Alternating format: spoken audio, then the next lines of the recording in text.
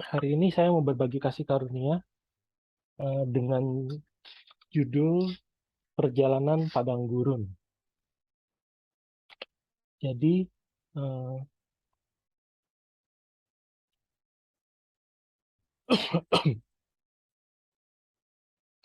bangsa Israel masuk ke Mesir itu tahun 1876 sebelum Masehi.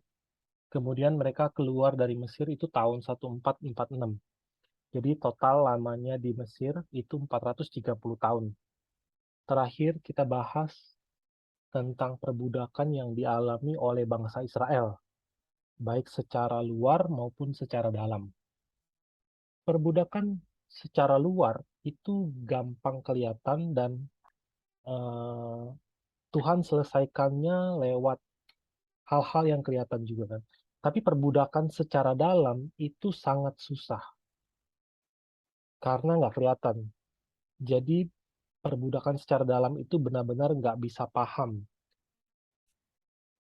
Jadi orang Israel itu bisa salah mengerti atau salah paham, bahkan mereka nggak ngerti kalau sudah ada dalam perbudakan tersebut. Nah, maka pertama-tama Allah menggunakan perbudakan secara luar. Nah, di saat penindasan mulai terjadi, bangsa Israel kemudian teriak. Mereka teriak karena secara nyata mereka betul-betul tersiksa dan mereka berseru-seru kepada Allah. Untuk menjawab seruan bangsa Israel, Allah menampakkan diri, Allah memanggil, Allah memperkenalkan, lalu mengutus. Kalau kita lihat Recording di in progress. Keluaran 3 ayat 1,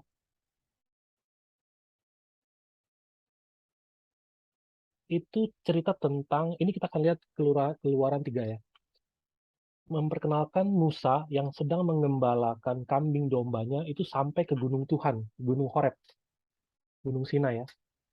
Ia menggiring kambing domba itu ke seberang padang gurun, sampailah ia ke gunung Allah, yakni gunung Horeb. Di ayat 2 sampai ayat 7, itu Allah menampakkan diri kepada Musa. Di ayat 2 dicatat malaikat Tuhan menampakkan diri. Tapi kalau di ayat 6, di situ Allah berfirman, "Akulah Allah ayahmu, Allah Abraham, Allah Ishak dan Allah Yakub."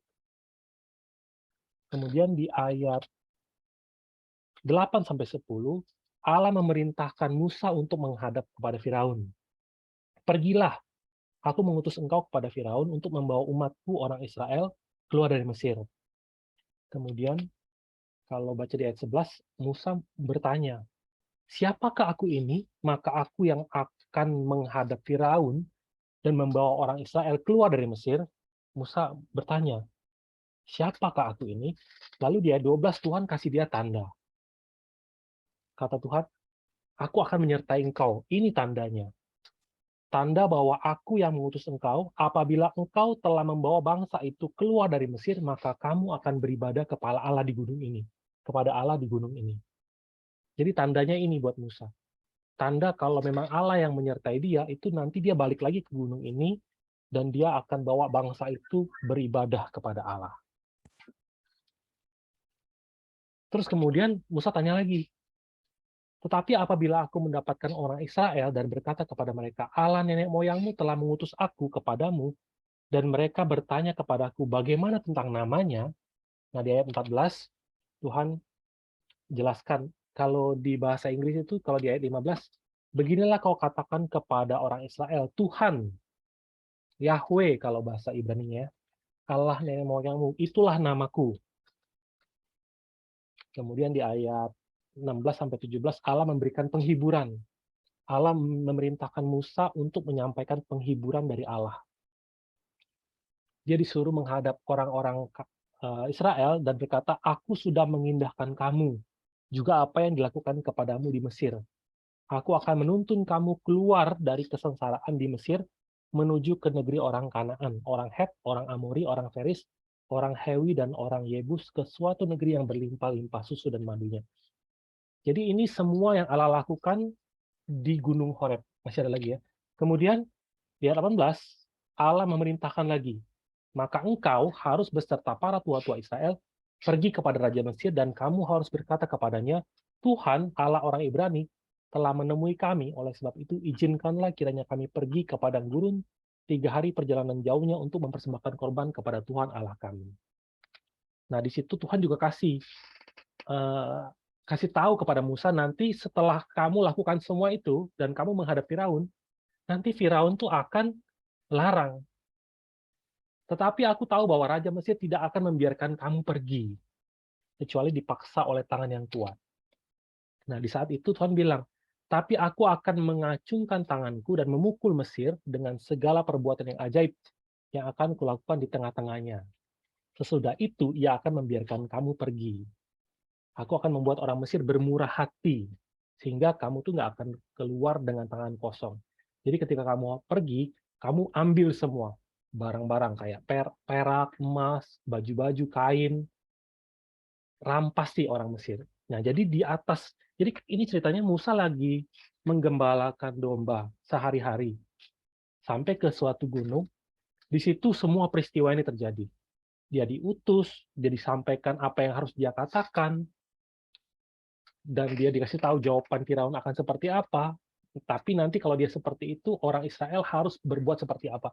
Jadi dikasih semua kepada Musa. Nah, kemudian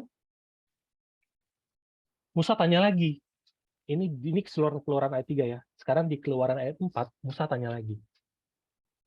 Lalu saud Musa, bagaimana jika mereka tidak percaya kepadaku dan tidak mendengarkan perkataanku, melainkan berkata, Tuhan tidak menampakkan diri kepadamu. Jadi terlepas dari skenario yang Tuhan bilang, nanti kamu bawa tua-tua ngadep Firaun, terus Musa tanya, kalau mereka nggak percaya gimana? Nah, Tuhan kasih Musa 3 mukjizat. Yang pertama, itu tongkat dia bisa jadi ular. Jadi kalau dilempar, jadi ular. Kalau ular itu ditangkap, jadi tongkat lagi. Itu mukjizat pertama. Tapi kalau mereka masih nggak percaya, dikasih mukjizat kedua. Mukjizat kedua itu tangannya kena kusta. Jadi tangannya kalau dimasukin ke dalam baju, tangan yang sehat dikeluarin jadi kusta. Terus kalau tangan yang kusta itu dimasukin lagi, dikeluarin lagi tangannya, maka tangannya itu sembuh. 2 mukjizat. Kalau 2 mukjizat ini masih mereka nggak percaya, dikasih mukjizat ketiga. Mukjizat ketiga itu Musa disuruh ambil air dari sungai Nil, lalu curahkan ke tanah biasa ya. Nanti air itu ketika dicurahkan tuh akan jadi darah di tanah yang kering itu. Nah, jadi bermodalkan 3 mukjizat ini, Musa pergi. Musa pergi menghadap ke orang Israel. Di ayat 28, kemudian Musa memberitahukan kepada Harun segala firman Tuhan yang disuruhkannya kepadanya untuk disampaikan, dan segala tanda mujizat yang diperintahkannya kepadanya untuk dibuat. Lalu pergilah Musa beserta Harun, dan mereka mengumpulkan semua tua-tua Israel. Harun mengucapkan segala firman yang telah diucapkan Tuhan kepada Musa, serta membuat di depan bangsa itu tanda-tanda mujizat itu. Lalu percayalah bangsa itu, dan ketika mereka mendengar bahwa Tuhan telah mengindahkan orang Israel, dan telah melihat kesengsaraan mereka, maka berlututlah mereka dan sujud menyembah. Jadi apa yang disampaikan? Semua yang Tuhan sampaikan kepada Musa, itu Musa sampaikan lewat Harun. Nanti kita harus menghadap Firaun, tapi nanti Firaun akan menolak. Tapi nanti Tuhan akan paksa. Itu kan Tuhan udah kasih tahu kan? Dari awal Tuhan udah kasih tahu lewat Harun. Bukan hanya menyampaikan firman itu, Musa juga mempraktekkan semua mukjizat itu, tanda-tanda mukjizat itu. Tandanya berapa banyak? Kalau dicatat tanda-tanda mukjizat itu bisa dikatakan kayaknya Musa mempraktekkan tiga-tiganya deh. Artinya mereka nggak percaya mukjizat pertama, nggak percaya mukjizat kedua, akhirnya ditunjukin mukjizat ketiga. Tanda-tanda mukjizat itu diperlihatkan satu persatu dan akhirnya mereka percaya. Lalu percayalah bangsa itu. Nah, jadi untuk orang Israel di waktu itu ya yang jadi budak, ini seperti suatu hal yang mengejutkan. Bagi mereka itu, ternyata segala wasiat yang mereka terima turun-temurun, bahwa katanya Allah akan Allah Yahweh yang adalah Allah nenek moyang mereka, itu pasti akan suatu saat membebaskan mereka. Ternyata itu bukan mitos. Kita ini bukan warga Mesir, kita ini pewaris tanah janji di tanah Kanaan. Katanya sih begitu. Ternyata benar. Mereka terharu, mereka berlutut, dan mereka sujud menyembah. Nah, sebenarnya kalau kita mau lihat, kalau kita tempatkan diri kita di posisi orang Israel ya, waktu itu ya, mereka itu di posisi sulit sih. Mereka berada di pilihan yang sulit. Di salah satu sisi, ada wasiat Yusuf mengenai tanah janji. Bukan hanya wasiat, sekarang ini ada satu orang yang katanya utusan Tuhan hendak menggenapkan janji itu. Bawa mereka keluar, bebaskan mereka. Bahkan orang ini bawa mujizat banyak banget. Nah, tapi di satu sisi lain, ada Firaun di situ. Ada Firaun dan kehidupan Mesir yang mereka sudah tahu banget. Firaun itu bisa memberikan cambukan, siksaan ya, atau bisa memberikan makanan. Jadi Firaun di Mesir itu sangat berhubungan erat dengan masa depan mereka.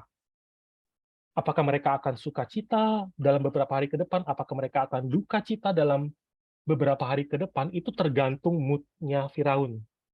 Segampang Firaun menjentikan jari. Jadi mereka pikir yang mana yang harus saya dengar. Tetapi karena mukjizatnya sangat luar biasa, dan di satu sisi penindasannya begitu berat, maka ketika Musa dan Harun menyampaikan kabar ini, itu benar-benar memberikan kelegaan, memberikan harapan yang besar. Makanya mereka dengan rela sujud dan menyembah. Maka sambil mereka percaya dan terharu, dan dengan hati yang deg-degan, membiarkan Musa bersama tua-tua menghadap Firaun untuk apa? Menyatakan firman Tuhan. Nah, lalu di Keluaran 5, Musa dan Harun pergi menghadap Firaun, lalu berkata kepadanya, "Beginilah firman Tuhan, Allah Israel, biarkanlah umatku pergi untuk mengadakan perayaan bagiku di padang gurun." Jadi Musa menghadap Firaun dengan gagahnya, sambil membawa nama Tuhan semesta alam. Nah, tapi apa reaksi Firaun? Di ayat 2, Firaun berkata, "Siapakah Tuhan itu yang harus kudengarkan firman-Nya untuk membiarkan orang Israel pergi? Tidak kenal aku Tuhan itu, dan tidak juga aku akan membiarkan orang Israel pergi." Jawaban Firaun itu sangat tidak terduga. Firaun bilang, "Siapa Tuhan itu? Aku nggak kenal." Bukan hanya Firaun bilang nggak kenal, Firaun menambahkan, "Musa dan Harun, mengapakah kamu bawa-bawa bangsa ini melalaikan pekerjaannya? Kamu ngapain sih suruh orang berhenti kerja, demo-demo segala? Kamu pergi, kamu sendiri punya kerjaan kan, kerjaan aja kerjaan kamu." Lagi kata Firaun, "Lihat, sekarang telah terlalu banyak bangsamu di negeri ini, masakan kamu hendak menghentikan mereka dari kerja paksanya?" Jadi Firaun benar-benar menentang. Bukan hanya seperti itu, bukan berhenti di situ, Firaun malah eh, memberikan hukuman. Di ayat 7, "Tidak boleh lagi kamu memberikan jerami kepada bangsa itu untuk membuat batu bata, seperti sampai sekarang. Biarlah mereka sendiri yang pergi mengumpulkan jerami. Tetapi jumlah batu bata yang harus dibuat mereka sampai sekarang, bebankanlah itu juga kepada mereka dan jangan menguranginya, karena mereka pemalas." Jadi selama ini kalau mereka bikin batu bata, yang kasih jeraminya itu orang Mesir. Nanti mereka tanah liat dicampur jerami dibikin. Tetapi kali ini jeraminya mereka nggak dikasih, suruh ambil sendiri jeraminya. Tapi jumlah batu batanya nggak boleh kurang. Karena menurut Firaun mereka itu males. Itulah sebabnya mereka berteriak-teriak, "Izinkanlah kami pergi mempersembahkan korban kepada Allah kami." Pekerjaan orang-orang ini harus diperberat sehingga mereka terikat kepada pekerjaannya dan jangan mempedulikan perkataan dusta. Ini perintah Firaun. Akhirnya, eh, akhirnya pegawai-pegawai Firaun itu menyiksa mandor-mandornya orang Israel. Menyiksa. Terus mandor-mandornya protes. Protes ke Firaun.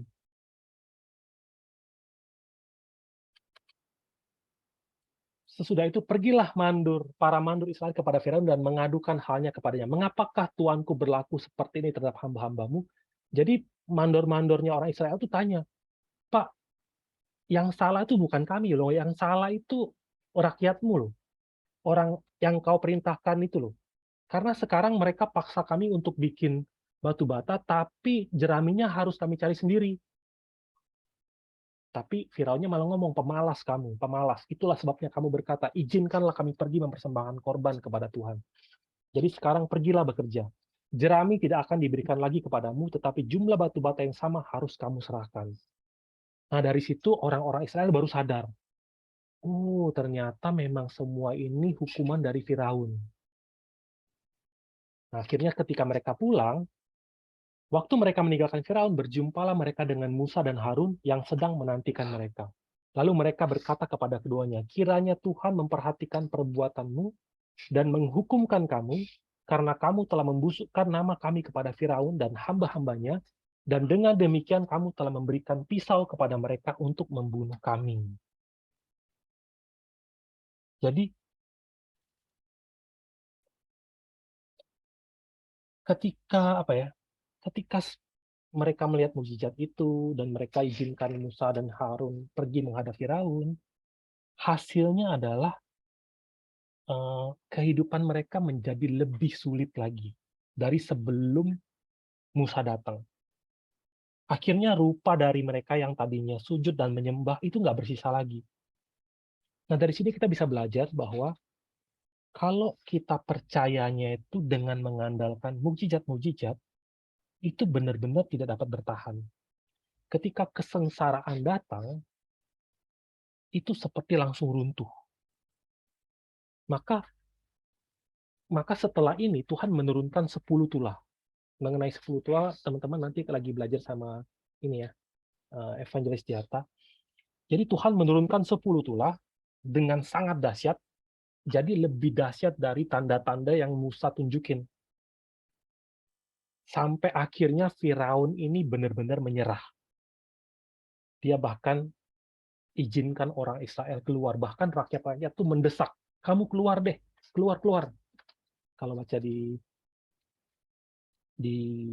perjanjian sulu yang Tuhan berikan kepada Abraham, di Kejadian 15, tetapi bangsa yang akan memperbudak mereka akan kuhukum, dan sesudah itu mereka akan keluar dengan membawa harta benda yang banyak. Nah itu genap. Pada malam hari itu, anak sulung orang Israel di tulah ke-10, anak sulung Mesir itu mati semua. Lalu Firaun panggil. Lalu pada malam itu dipanggilnya lah Musa dan Harun, katanya, bangunlah, keluarlah dari tengah-tengah bangsaku, baik kamu maupun orang Israel, pergilah, beribadahlah kepada Tuhan seperti katamu itu. Bawalah juga kambing dombamu dan lembu sapimu seperti katamu itu. Tetapi pergilah, dan pohonkanlah juga berkat bagiku. Orang Mesir juga mendesak dengan keras kepada bangsa itu, menyuruh bangsa itu pergi dengan segera dari negeri itu. Sebab kata mereka, nanti kami mati semuanya. Jadi Israel keluar dari Mesir. Eksodus yang mulia. Kita kenal hari ini eksodus yang mulia. Dengan barisan, berupa barisan pasukan demi pasukan, sambil mereka bawa tulang-tulang Yusuf, mereka merampasi orang-orang Mesir. Mereka keluar dengan gagah. Nah, kemudian mereka jalan menuju tanah janji. Ya kan? Perjalanan dari Mesir menuju ke tanah janji itu adalah juga suatu perumpamaan. Memang itu terjadi secara sejarah, tapi itu juga suatu contoh. Maka kalau kita lihat di 1 Korintus 10 ayat 11, semuanya ini telah menimpa mereka sebagai contoh. Dan dituliskan untuk menjadi peringatan bagi kita yang hidup pada waktu di mana zaman akhir telah tiba. Jadi diberikan sebagai contoh untuk kita. Kita ini sekarang lagi hidup di akhir zaman. Waktu di Mesir, mereka kan budak kan. Baik secara luar maupun secara dalam. Nah, sekarang pun kita di dunia ini, kita pun bisa saja dalam keadaan diperbudak secara dalam. Bisa saja ya. Nah, Mesir itu apa artinya? Kalau lihat di Wahyu kan, Mesir itu adalah gambaran dari dunia dosa. Di Wahyu dicatat, dan mayat mereka akan terletak di atas jalan raya kota besar yang secara rohani disebut Sodom dan Mesir, di mana juga Tuhan mereka disalibkan. Tuhan itu disalibkan itu di Israel, bukan di Sodom dan bukan di Mesir. Tapi tempat di mana Tuhan disalibkan, dunia ketidakpercayaan, secara rohani disebut Sodom atau Mesir.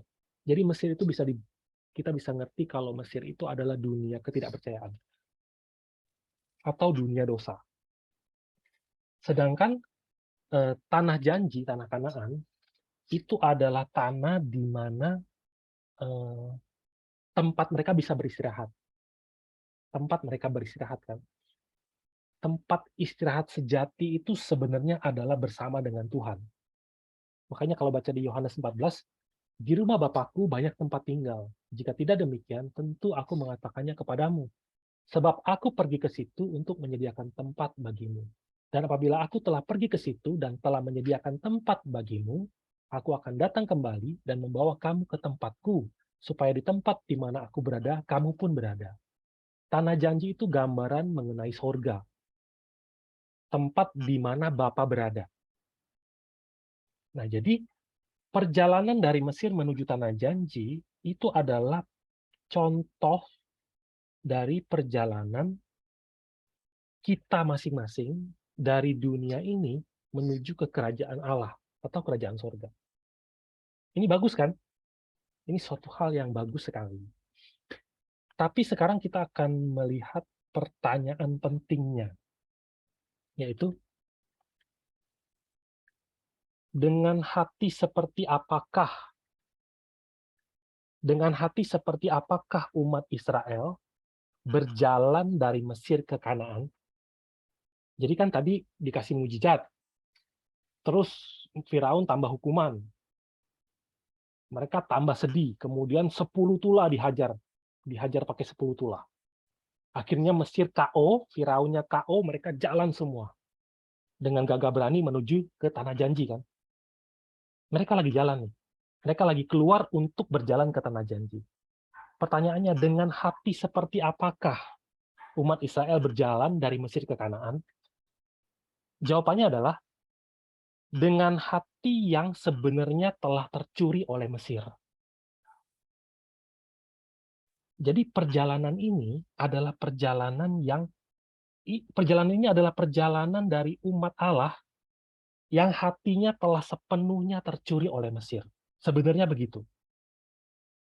Jadi kan kalau selama ini perbudakan secara luar yang kelihatan, Tuhan tolong mereka bagaimana? Dengan menghantam Mesir dengan 10 tulah kan. Mesir KO, dihancurkan. Tetapi perbudakan secara dalam itu telah mendarah daging di semua orang Israel. Nah, Tuhan harus tolong dengan cara apa? Keadaan umat Israel ketika mereka keluar dari Mesir, mereka itu seperti diumpamakan ya, seperti buta, mata mereka buta, telinga mereka tuli, dan hati mereka itu tidak mengerti. Kenapa mereka itu seperti buta? Apa yang menutupi mata mereka? Mesir. Mesirlah yang menutupi mata mereka. Apa yang menutupi telinga mereka? Mesir. Apa yang memenuhi hati mereka? Mesir. Jadi maksudnya bagaimana ya? Hal yang memenuhi mereka itu semua adalah mengenai hal-hal yang kelihatan, hal-hal yang sementara. Yang walaupun hari ini ada, besok tuh nggak ada lagi. Kalau baca di Mazmur 39, kalau Indonesia ayat 7, ia hanyalah bayangan yang berlalu. Ia hanya mempeributkan yang sia-sia dan menimbun tetapi tidak tahu siapa yang merauhnya nanti. Walaupun mereka lihat Mesir itu begitu hebat dan Tuhan hancurkan seketika, tapi tetap aja maunya apa? Maunya Mesir. 1 Korintus 7. Pendeknya, orang-orang yang mempergunakan barang-barang duniawi seolah-olah sama sekali tidak mempergunakannya. Sebab dunia seperti yang kita kenal sekarang akan berlalu. Jadi yang mereka ributkan itu apa? Hal-hal yang hari ini ada, besok bisa nggak ada lagi. Segampang itu. Kalau hari ini apa sih yang bisa membutakan manusia? Hati manusia itu penuh dengan apa? Penuh dengan harta, penuh dengan apa ya? Anak, istri atau suami, pekerjaan, dunia dengan segala kegemilangannya. Itu semua yang terus-terusan dipikirin, dikejar, lagi mau ke sorga, mau. Sedang dalam perjalanan menuju ke sorga, amin. Tetapi firman Tuhan yang kekal itu dibuang. Firman Tuhan tuh dipinggirin dulu. Firman Tuhan yang firman Tuhan. Tapi yang dipikirkan, yang dikejar apa? Semua yang kelihatan. Kalau di 1 Petrus catat, jika mereka melihat bagaimana murni dan salehnya hidup istri mereka itu, perhiasanmu janganlah secara lahiriah, yaitu dengan mengepang-epang rambut, memakai perhiasan emas, atau dengan mengenakan pakaian yang indah-indah. Tetapi perhiasanmu ialah manusia batinia, yang tersembunyi dengan perhiasan yang tidak binasa, yang berasal dari roh yang lemah lembut dan tenteram, yang sangat berharga di mata Allah. Tuhan tahu perhiasan yang penting buat manusia itu apa? Berasal dari roh yang lemah lembut. Tetapi perhiasan yang Tuhan suruh mereka rampas si orang Mesir apa? Beneran emas. Padahal Tuhan tahu loh, Tuhan mau bawa dia ke suatu perjalanan yang emas itu nggak bakal bisa dipakai. Tapi Tuhan bilang apa? Kamu rampasin semua. Pergi dengan bermodalkan semua hal-hal Mesir yang kalian mau. Jadi, ketika mereka lagi jalan, keluar dari Mesir, kalau penulis penulis buku Sejarah Penebusan, di salah satu khotbahnya berkata seperti ini. Orang yang paling malang itu bukanlah seorang pembunuh atau seorang penjina, tapi orang yang paling malang, orang yang paling kasihan, itu adalah orang yang nggak mengerti. Dari segala dosa, dosa yang paling berbahaya itu adalah tidak memiliki pengertian. Kalau di zaman Yesus, Yesus kasih perumpamaan tentang zaman Nuh. Sebab sebagaimana halnya pada zaman Nuh, demikian pula halnya kelak pada kedatangan anak manusia. Sebab sebagaimana mereka pada zaman sebelum air bah itu makan dan minum, kawin dan mengawinkan, sampai kepada hari Nuh masuk ke dalam bahtera. Yesus kasih perumpamaan, di zaman Nuh itu sama. Di zaman akhir juga sama. Kan sama seperti zaman Nuh kan. Kedatangan anak manusia itu, maksud Tuhan itu kedatangan kembali. Jadi akhir zaman. Orang-orang itu tidak memiliki pengertian. Di zaman Nuh, orang nggak punya pengertian. Di akhir zaman, orang pun nggak punya pengertian. Sampai air bah itu datang, mereka tetap nggak ngerti. Jadi kalau kita lihat secara sederhana aja ya, secara sederhana di zaman Nuh itu kita bisa katakan kalau di zaman Nuh orang-orang bertobat, maka mereka akan lolos dari penghakiman. Mereka tuh nggak akan binasa. Tetapi karena mereka nggak ngerti, jadi apa yang mau mereka pertobatkan? Mau bertobat apa juga nggak ngerti. Jadi air bah itu datang, mulai hujan, sibuknya apa? Makan, minum, semuanya. Hati mereka tuh tercuri. Jadi ketika air bah itu mulai naik sampai ke mata kaki, nggak ngerti. Sudah sampai ke lutut, nggak ngerti. Sampai ke pinggang, nggak ngerti. Sampai ke hidung pun nggak ngerti. Jadi hal yang paling menakutkan itu adalah tidak mengerti. Nah, jadi seperti itulah orang-orang yang nggak mengerti firman Tuhan. Itu pasti binasa. Makanya Tuhan sangat nggak mau kalau umatnya binasa. Kalau baca di Hosea 4 ayat 6, umatku binasa karena tidak mengenal Allah. Tuhan tuh benar-benar nggak mau umatnya binasa. Jadi bagaimana caranya supaya ngerti? Itu kan pertanyaannya. Kalau baca di Amsal 28 ayat 5, orang yang jahat tidak mengerti keadilan, tetapi orang yang mencari Tuhan mengerti segala sesuatu. Ini rahasianya. Rahasia untuk mengerti itu adalah jika manusia mencari Tuhan.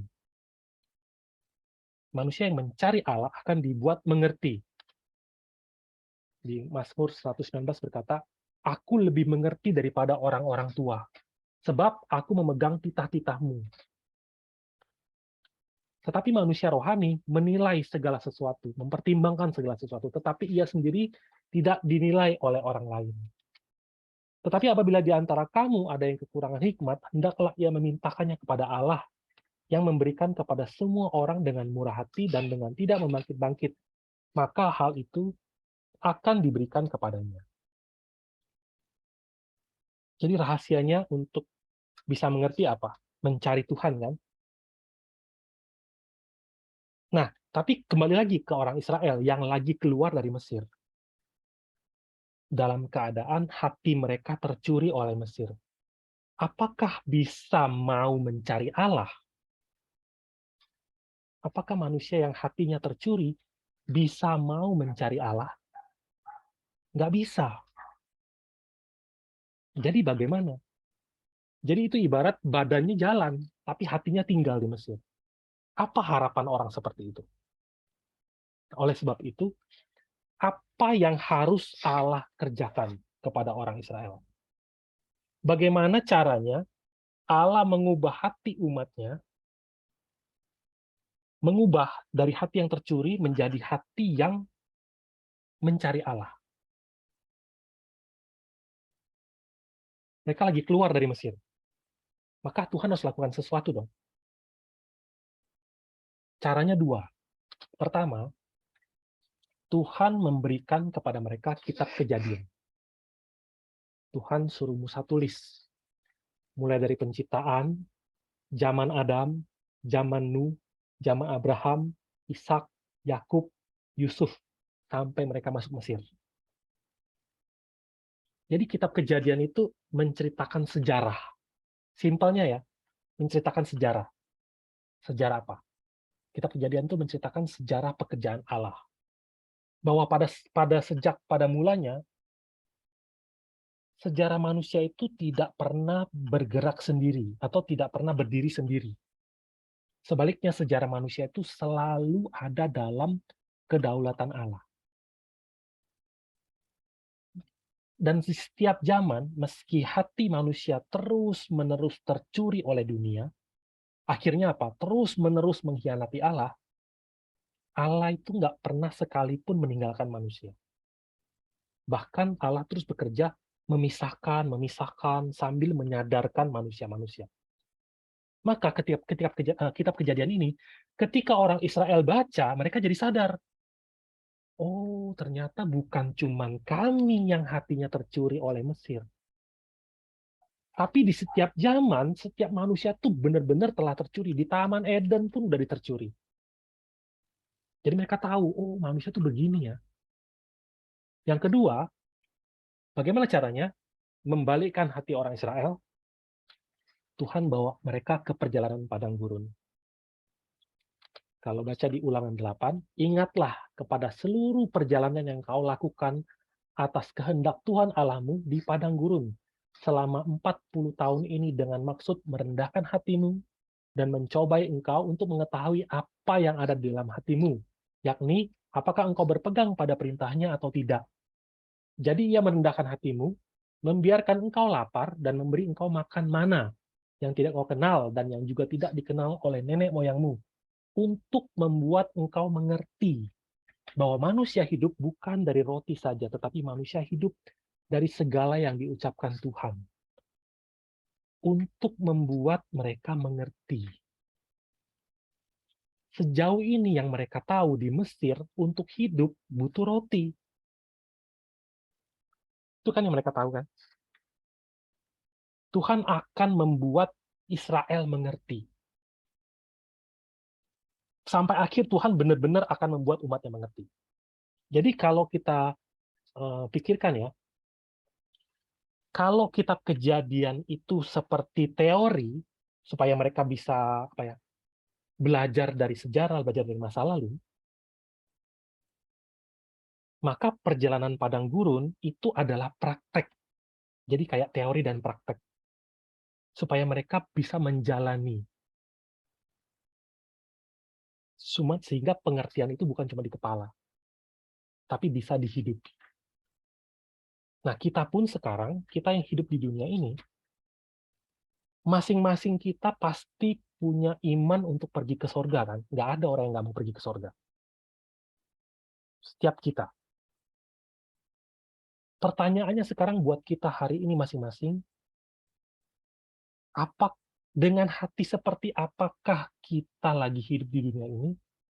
Apakah kita lagi menempuh perjalanan ini sambil hati kita telah tercuri oleh dunia atau enggak?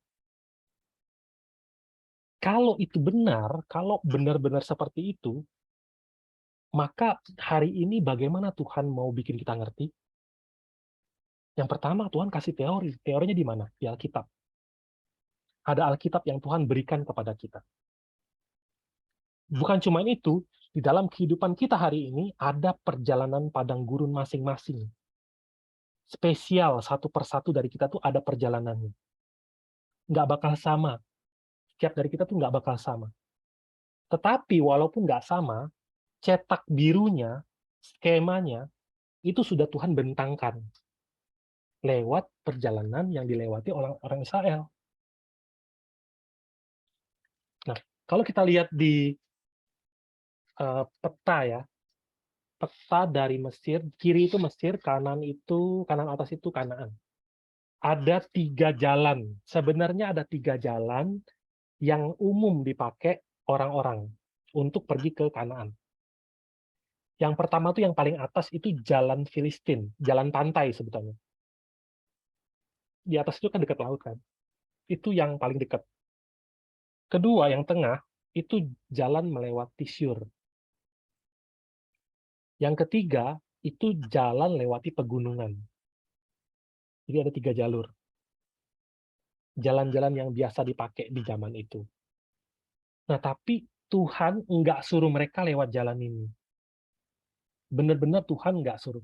Jadi kalau misalnya nanti kita belajar ya, begitu mereka jalan dari Rameses, begitu mereka sampai di jalan yang pertama, Tuhan suruh mereka belok ke bawah. Sampai lagi di jalan kedua, Tuhan suruh belok lagi. Sampai lagi jalan ketiga, Tuhan suruh belok lagi. Jadi mereka pikir, oh mungkin kita nggak lewat jalan ini, mungkin kita lewat jalan satunya. Tuhan belokin lagi. Jadi Tuhan benar-benar nggak mau orang Israel lewat jalan itu. Ada jalan yang khusus Tuhan mau Israel tempuh. Kita akan bahas semua perjalanan mereka di minggu-minggu depan. Setelah kita bahas semuanya, nanti kita akan ngerti secara detail. Oh, apa sih artinya? Nah, tapi kita hari ini akan rangkumin dulu ya. Kapan mereka berangkat? Mereka itu berangkat di tanggal 15 bulan pertama. Mereka berangkat. Kemudian mereka berjalan selama 40 tahun di padang gurun. Dicatat di bilangan 33 ya. Pada bulan yang pertama, pada hari yang ke-15 bulan yang pertama itu. Ini mereka berangkat ya. Di padang gurun mereka itu jalannya 40 tahun. Kisah 13 ayat 18. 40 tahun lamanya ia sabar terhadap tingkah laku mereka di padang gurun. Lamanya orang Israel itu 40 tahun. Kapan mereka masuk ke Kanaan? Di Yosua 4 ayat 19, bangsa itu telah keluar dari Sungai Yordan pada tanggal 10 bulan pertama dan mereka berkemah di Gilgal di batas timur Yeriko. Mereka berangkat tanggal 15 bulan pertama, mereka sampai tanggal 10 bulan yang pertama. Kurang 5 hari lagi 40 tahun. Kok lama banget? Dulu saya pikir apakah memang sejauh itu? Tapi dulu waktu Yakub meninggal, mereka kuburnya deket banget. Apa Musa nyasar kali ya? Apa salah jalan gitu?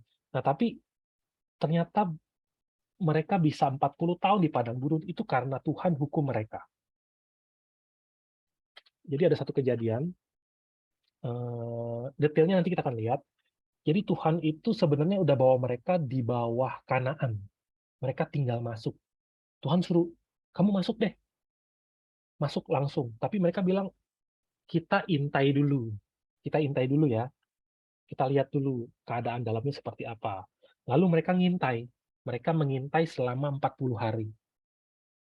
Setelah mereka ngintai, mereka pulang lagi dari pengintai, mereka bilang apa?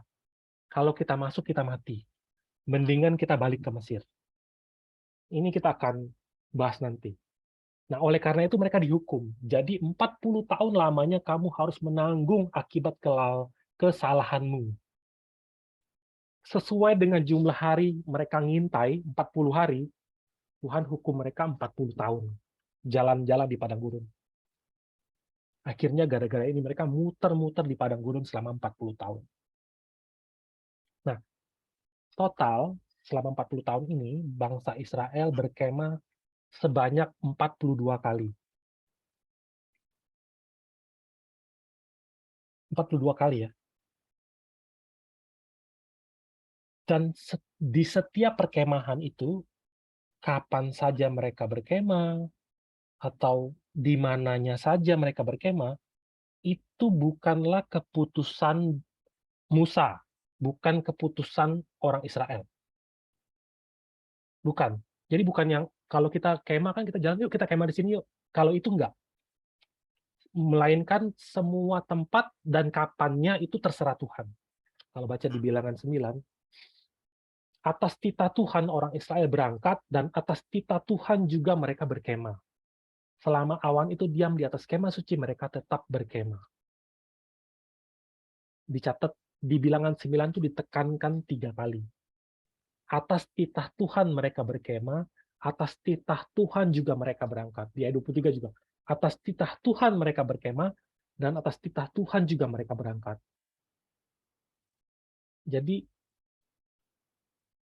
kitab Bilangan 9 itu dicatat benar-benar menekankan bahwa setiap perkemahan itu Tuhan yang atur, bukan manusia. Nah, perincian dari tempat-tempat perkemahan itu dicatat di Bilangan 33. Nanti teman-teman boleh dilihat deh di Bilangan 33. Inilah tempat-tempat persinggahan orang Israel setelah mereka keluar dari tanah Mesir. Pasukan demi pasukan di bawah pimpinan Musa dan Harun. Musa menuliskan perjalanan mereka dari tempat persinggahan ke tempat persinggahan sesuai dengan titah Tuhan. Dan inilah tempat-tempat persinggahan mereka dalam perjalanan mereka.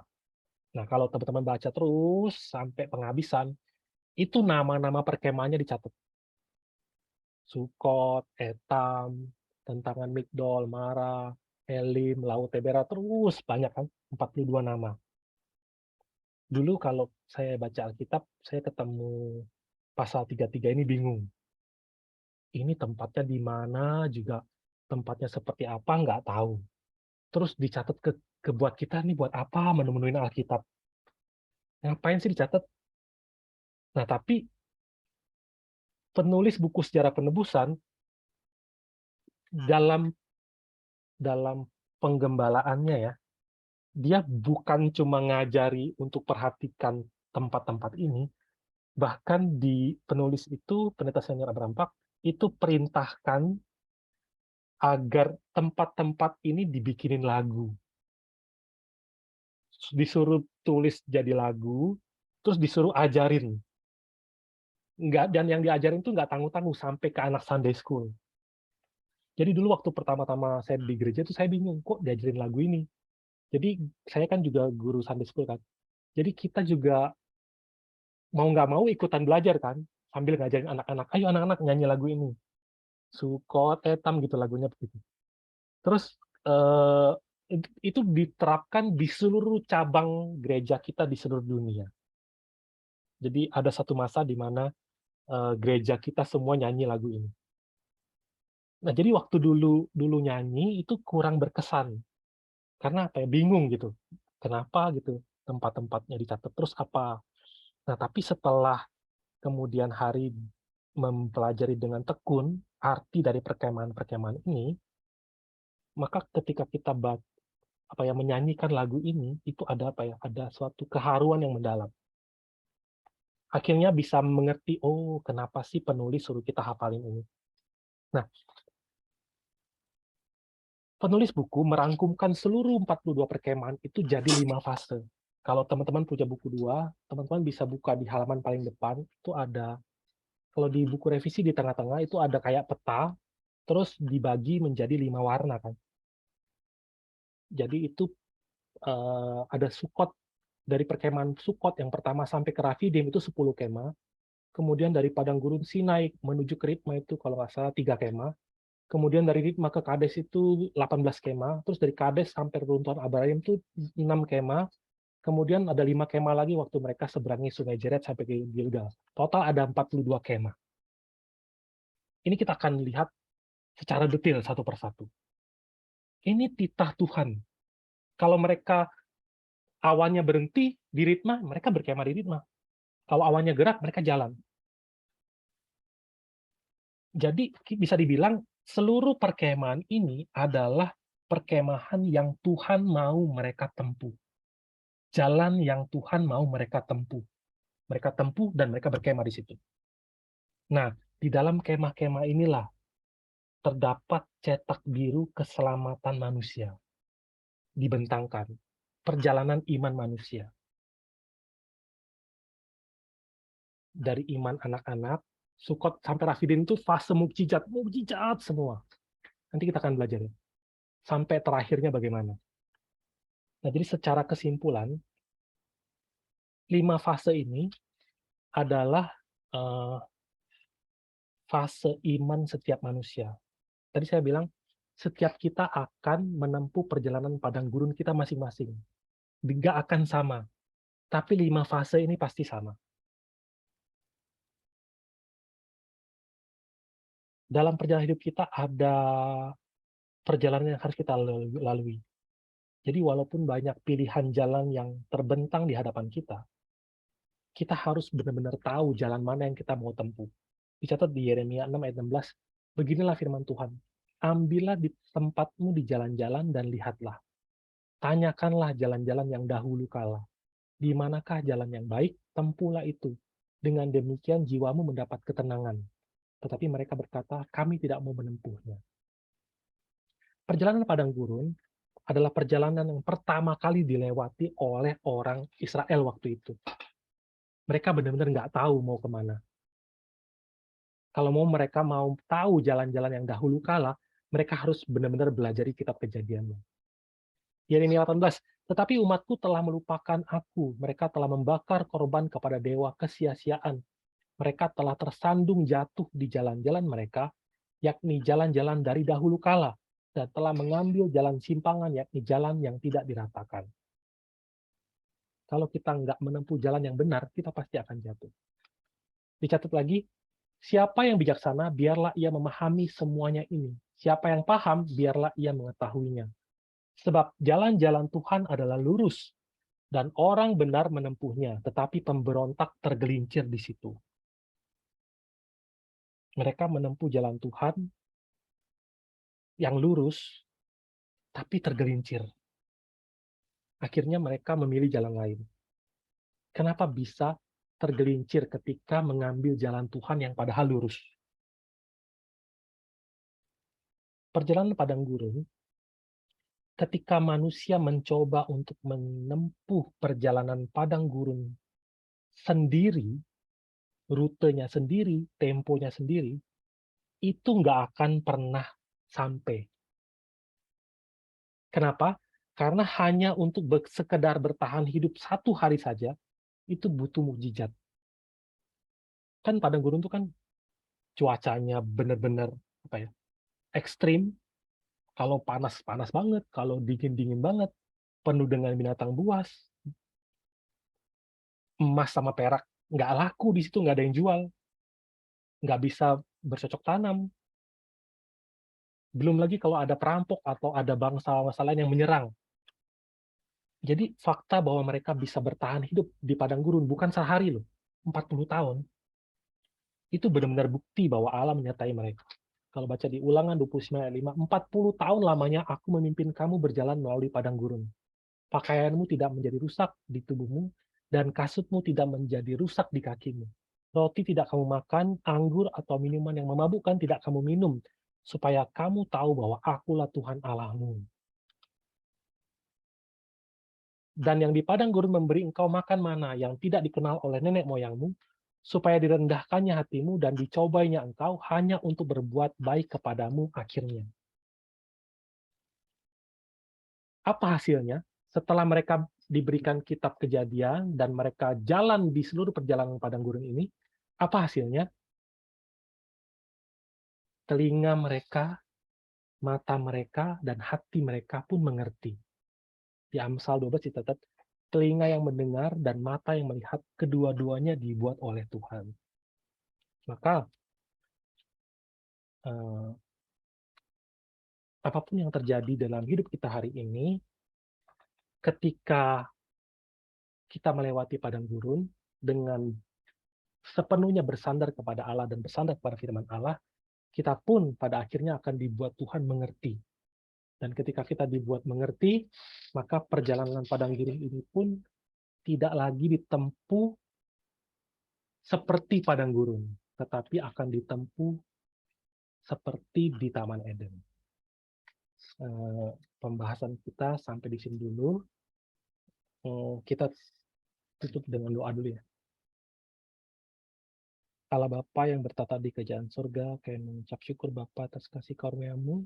Lewat buku sejarah penebusan, kami dibentangkan tentang perjalanan yang ditempuh oleh umat Israel menuju ke Kanaan. Meskipun mereka keluar dari Mesir dengan hati yang tertipu oleh Mesir, tetapi lewat pekerjaan-Mu, Engkau memaksa mereka untuk berjalan di perjalanan yang belum pernah ditempuh oleh manusia. Dan pada akhirnya Engkau memberikan kasih karunia pengertian kepada setiap mereka. Engkau membalikkan hati-hati mereka, dan umat yang tadinya memberontak menjadi umat yang kudus bagimu, yang pada akhirnya dapat dipakai untuk melakukan pekerjaan-Mu. Bapa, kami pun pada hari ini sedang berjalan menuju ke surga. Bapa, Engkau yang mengetahui setiap hati kami. Bapa, biar Engkau yang telah menyelidiki setiap hati kami, dan biarlah Bapa, Engkau memperlihatkan kepada setiap kami hati seperti apa yang kami miliki hari ini, dan biarlah Bapa, jika ada hati yang tidak berkenan ke hadapan-Mu, biarlah Engkau sendiri menuntun kami lewat perjalanan padang gurun yang tepat bagi setiap kami, dan berkatilah kami, dan terus pegang kami, supaya perjalanan padang gurun yang kami lewati, yang telah Engkau izinkan, dapat kami lalui, dan kami dapat bertahan hidup di dalamnya. Biarlah Bapa, dalam kehidupan kami di dunia ini, kami dapat benar-benar mencari wajah-Mu, dan benar-benar mencari Tuhan seperti apa yang dicatat di Alkitab, sehingga pada akhirnya kami benar-benar menjadi orang yang mengerti. Biar Bapa, dalam seluruh kehidupan kami dapat dikuduskan, dan pada akhirnya kami dapat memuliakan nama-Mu. Dengan meninggikan nama Yesus Kristus yang hidup, kami berdoa dan mengucap syukur. Amin. Kita tutup dengan doa Bapa kami. Bapa kami yang di sorga, dikuduskanlah nama-Mu, datanglah kerajaan-Mu. Biarlah kehendak-Mu di bumi seperti di sorga. Biarlah kami pada hari ini makan kami yang secukupnya, dan ampunilah kesalahan kami, seperti kami pun mengampuni orang yang bersalah kepada kami. Dan masukkan kami dalam cobaan, tetapi lepaskanlah kami dari yang jahat. Karena Engkau yang mempunyai kerajaan dan kuasa yang kemudian sampai selama-lamanya. Amin. Beri kemuliaan pada Tuhan. Makasih Pak Rusdi. Thank you.